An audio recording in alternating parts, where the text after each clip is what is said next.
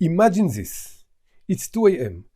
You are sleeping in your nice comfortable bed, dreaming on unicorns and rainbows. Suddenly, the phone is ringing. Confused, you are sitting up, blurry eyes and all, and answer the phone. Your hysterical boss is on the other side, screaming about a problem with the mission-critical software you have just designed, and commanding you to come straight away to the office and help the developers who have no clue what's going on. From this point, there are two alternate storylines.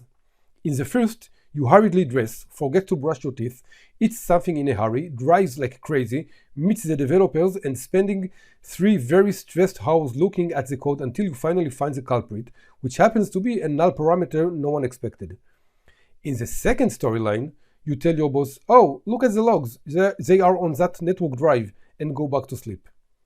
Logging is important, even very important. In fact, it's so important that this is the first component I always design when working on a new system. No matter how simple the code is or how urgent is the system, never ignore the logging. A good system uses logging for two purposes. One, to track errors. If there are any exceptions during the system's activity, the system will write those exceptions to the log, complete with all the relevant details, full error message, stack trace, inner exceptions, user details, and so on. This way, when an exception will happen, and let's face it, they always do eventually, you will have a great starting point to investigate the exception. You will know where to look for the details and understand immediately what are the causes of the exception. The second purpose is to gather data. Logs should not be used only for exceptions, but to collect and store operational data on the system. For example, using logging, you can find out which module is the most visited by users and which one is less popular. You can store performance data and find out which methods perform poorly and which ones are blazingly fast.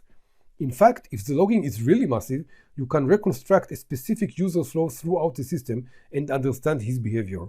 This is priceless data for any system. Note that it doesn't really matter where will you store the logs. It can be in files, in database, in event log, any place is good as long as you actually store the data and can access it. There are a lot of log analysis tools in the market today, Kibana one of the most popular, and I urge you to use whatever tool you want as long as you keep logging the hell out of your application.